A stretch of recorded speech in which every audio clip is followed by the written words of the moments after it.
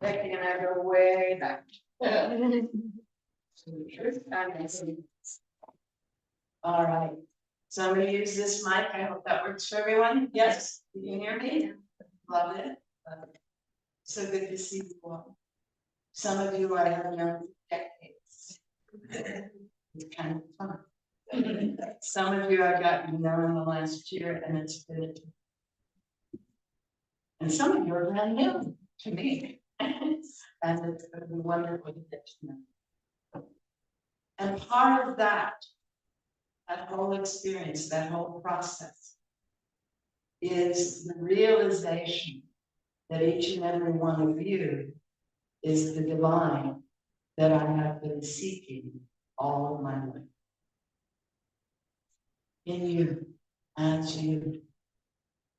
Because in our culture, we're not trained to realize the truth.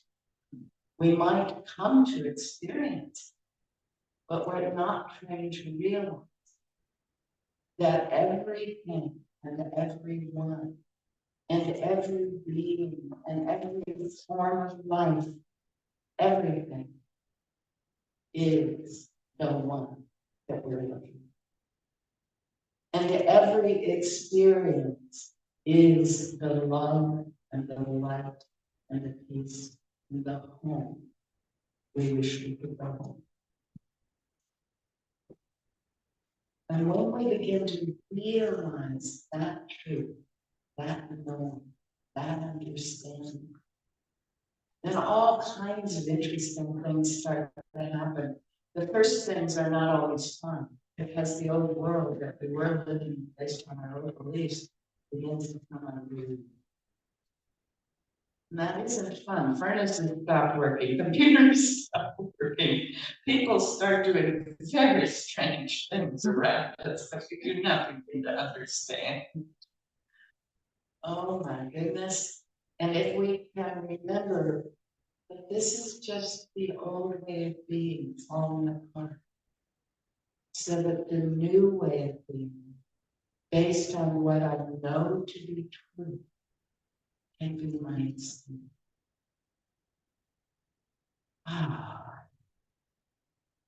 Yeah. What I know to be true. Now in Unity we talk about the 12 powers, and they are the 12 ways people talk about what God is. We say that God is love. We say that God is good. We say that God is strength. Today we said God is wisdom. We say that God is our abundant supply. And so many more qualities. And then Charles Fillmore wrote a book, actually in a series of sermons that his wife put into a book called The 12 Powers of Me.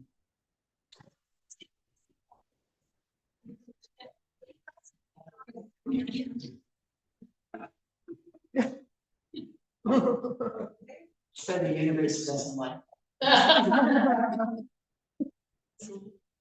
In modern day, we did that 68 years ago. We said the 12 powers of Kingdom. That every one of us has the same 12 qualities that we have assigned to God. That we have said God is. We are. And I love that song that you chose, Darcy. I think we need to learn it. Because when I can allow myself to be who and what everyone everywhere truly is, then I get to experience those 12 powers in me. Now, the cool thing about being is I don't have to think. Now, you all know I went to school a whole lot, and I tend to think a lot. But when we're in that mode of being, we can shut that part of the brain down and just be. Enjoy what is. Appreciate what's happening. And allow those powers that we have been assigning to some God out there somewhere to be what we are here. That word allowing is a very big. One of my students reminded us we were all accepting, we were all receiving, we were all letting it happen. And then she said, I'm learning to allow. That's very easy. I can just relax and allow. I can allow the love that I want to be moving.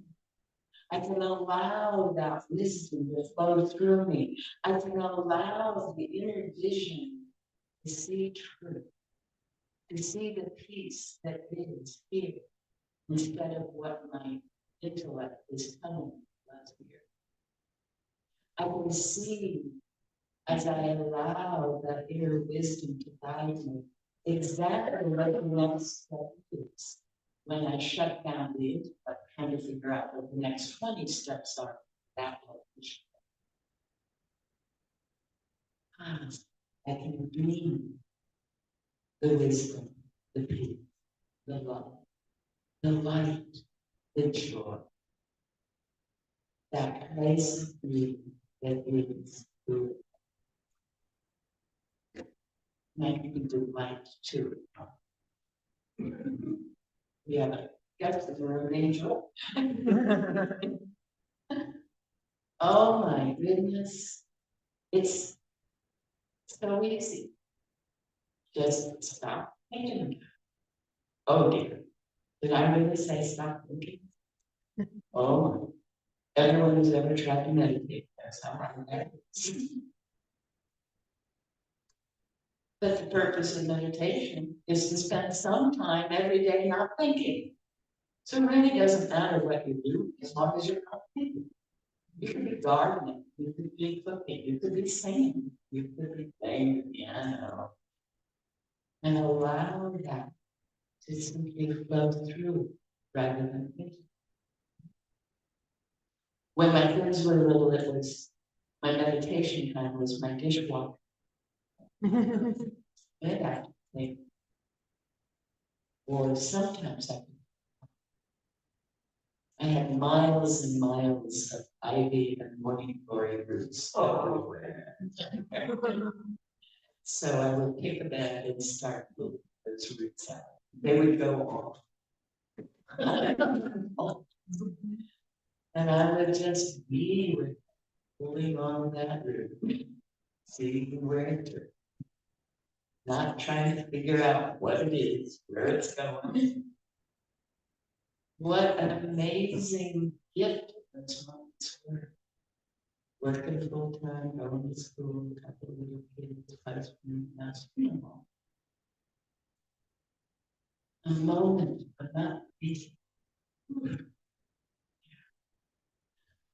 If we can allow ourselves to have some activity where we are literally just me, it does so much.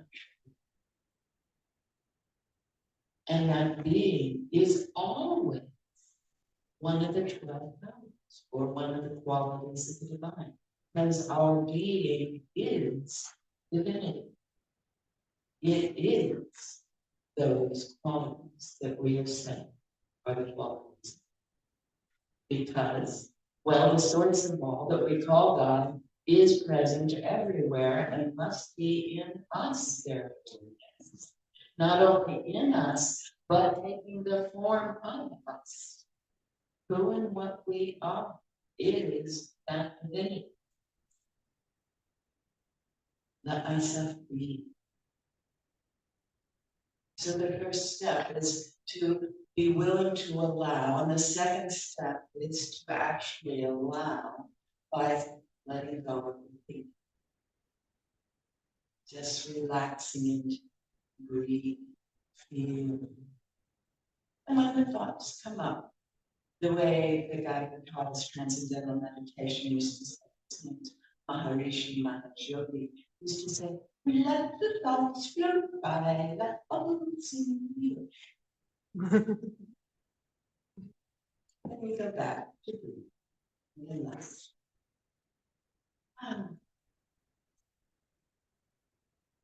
And then sometimes we've gotten so wound up in what we believe the situation to be, or the shoulds. This ought to be this way. This must become that. I have to. I call those the toxic birds. Because they push us out of that being. They push us out of that allowance because we're trying instead. And the whole body gets wound up in this anxiety, adrenaline thing, and cortisol goes everywhere, and the whole situation goes really up. When we go into those shoulds, oughts, patterns.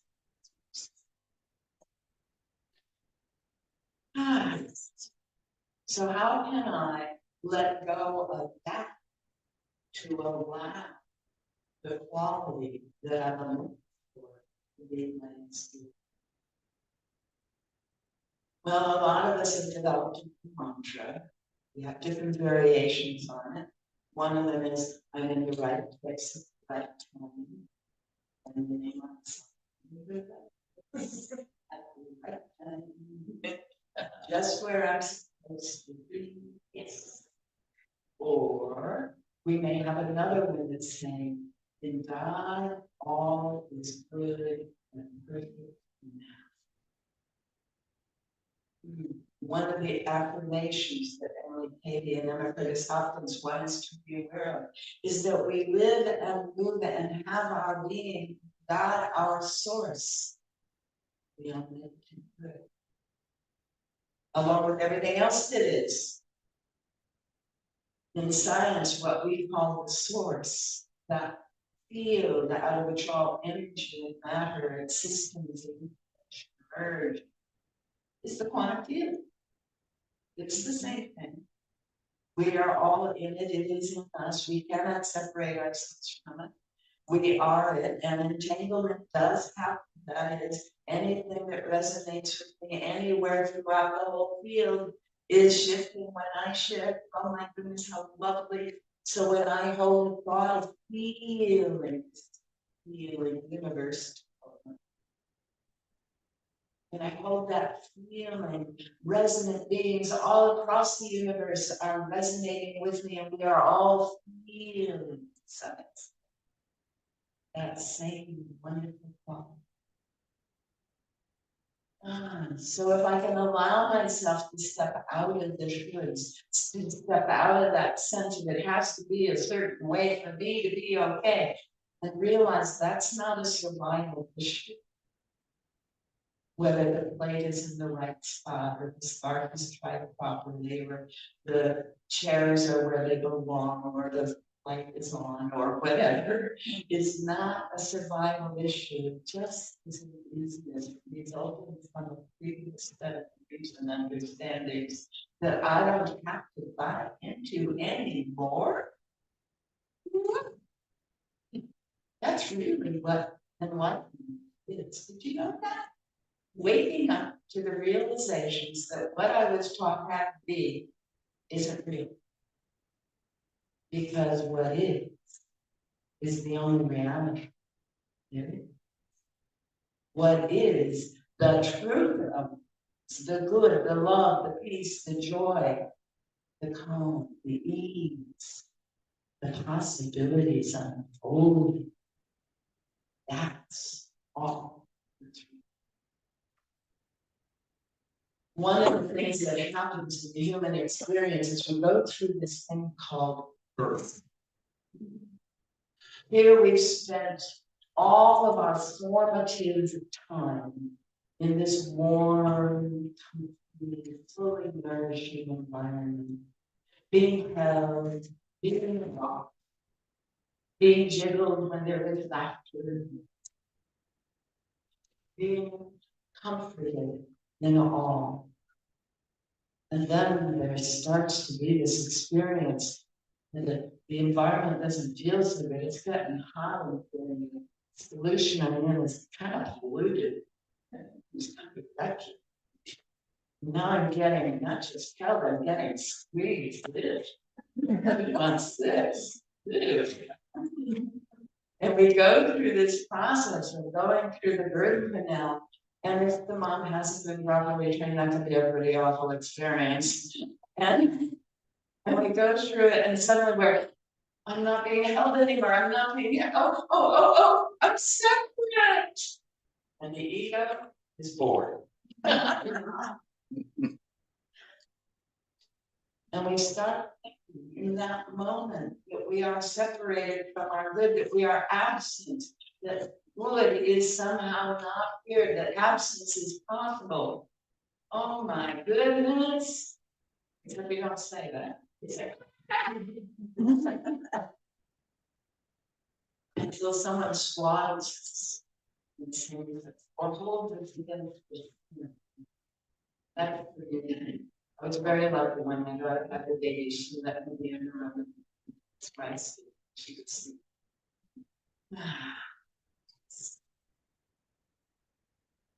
And in that, we remember, oh yes, never. I'm always enough. You know, when we say the prayer, the unity prayer, the love of God enfolds.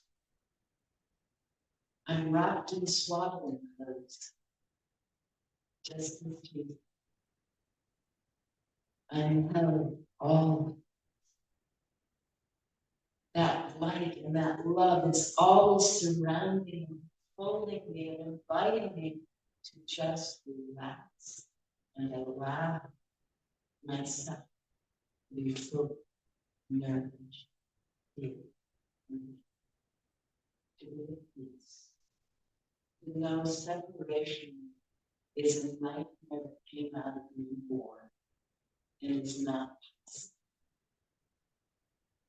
And so when someone is not necessarily near to, you need to remember that in the quantum field, entanglement is that is, we're never separate. If we have ever been close, we are never separate. Even when someone appears to not be reachable, even when someone appears to be an illness that seems like not themselves, even when someone appears to have gone across the veil, we're never separated. The love between us remains, regardless of the form of the relationship or the means. Yes, the love is always good. And if I focus on the love, I start to realize the presence. And at first it'll feel very almost intangible. They'll just flip into my mind now, as they were healthy, as they were when they were. And then it will feel more and more present. I'll find myself thinking of them just right now. When I was growing up, I was the only daughter of a single mom who really did not want it. She did her best, but she really didn't want to do it. And whenever she could, she shipped me off somewhere to be taken care of. And one of the places she would ship me off to was where my friend. So I would spend a weekend every 2 weeks. And many of you have heard about my marvelous grandmother who spent years in India and worked with God and came back as a college. She was just an amazing being. And we would talk about things like reincarnation when I was 10. But this wonderful, loving grandmother passed away some years ago. When she looked around, she realized that everyone in her offspring were okay. My uncle had his PhD. My other uncle's wife was doing okay. My mother was doing okay. And I was married, so she could go. Literally, I wasn't married 6 months before she literally, we watched as she shut down over the course of the day. And at the end of the day, she was gone. When I think of her, I think of her as being in the San Francisco Bay Area, which is where she was. And I just haven't been there. That was 1970. When she. We've never been seen. She came to me in a dream shortly after. Let me know. And she's always just been just down the road. If I get there, I'll have some time. She's always sending me these wonderful loving things, as she always did every time I was. We all have someone like, maybe not in the same form as my relationship with my grandmother, but there is someone who, regardless of where they are on the planet, on this side of the veil, the other side of the veil, they are always present with us. Even if they're in the hospital and all they can do is send light, all we can do is send. When I have been through various health challenges, there have been times when I was flat on my back and couldn't do anything.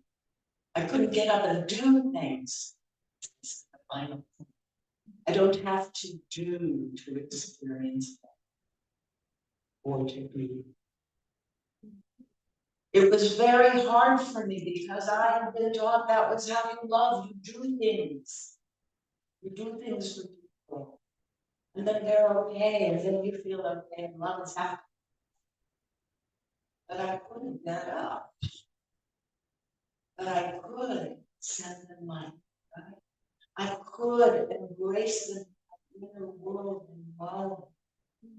I could see them doing well regardless of whatever anyone was telling me about. I could know that they too are part of this one that we call God. I could be the love for and just as we are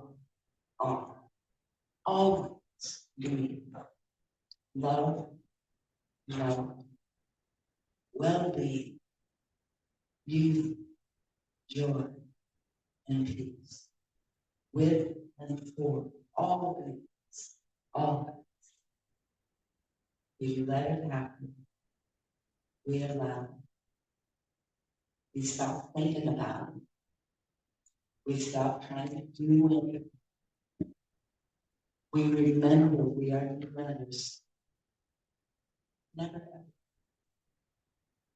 The love between us always remains. It holds us together. In that wonderful scientific, fundamental, and morphogenetic field, it all just puts up into reality.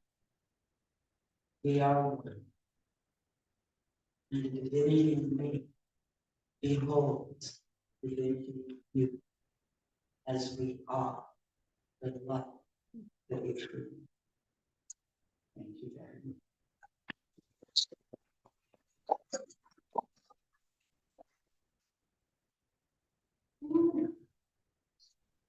We're do a little. Whatever you like. Yours. So let's just take a moment. I know I kind of pushed down in there.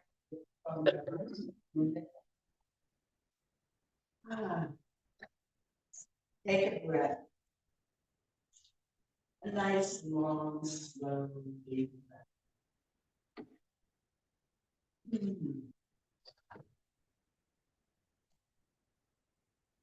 Knowing there is nothing we need to do.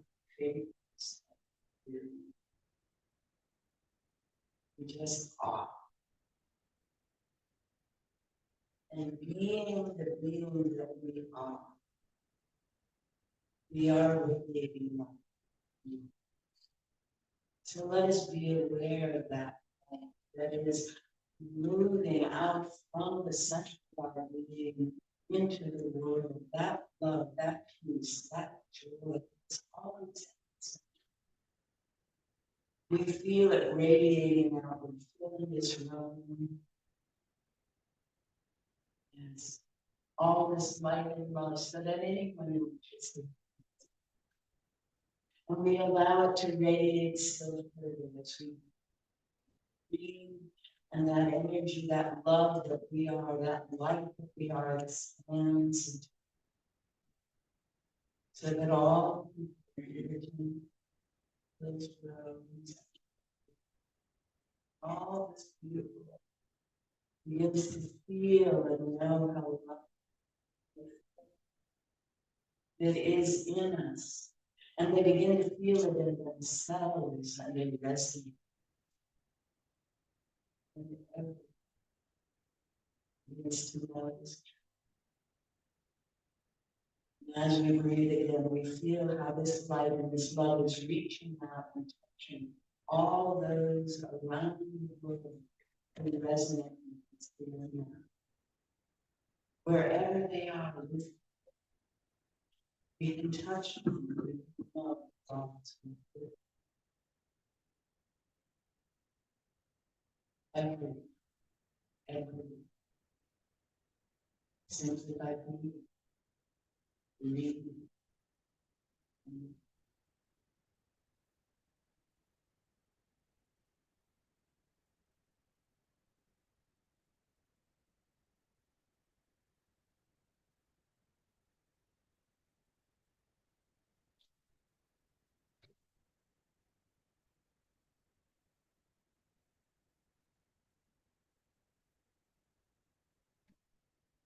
And so we take another nice moment to really bring our awareness back.